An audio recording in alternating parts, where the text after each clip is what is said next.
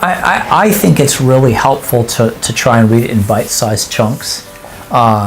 Maybe read a couple paragraphs or a chapter. It starts off with a long chapter, so which can be kind of daunting.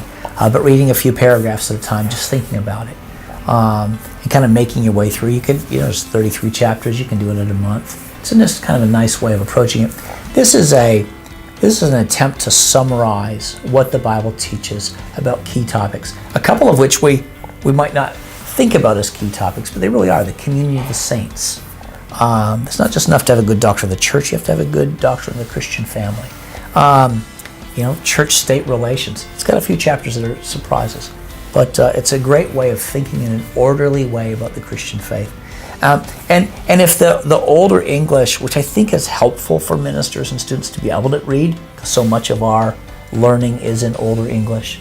But if that's too daunting for some people, in my book and other places, I have parallel texts of the original and then a modern English version.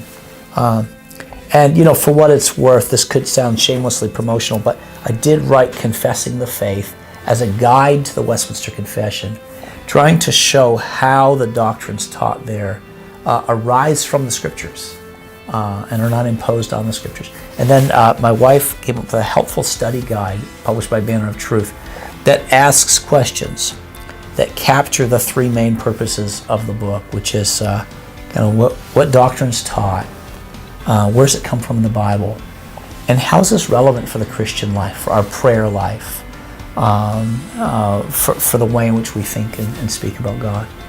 So I'm hoping that the class next week or exposure to the confession or reading these books would be helpful to people.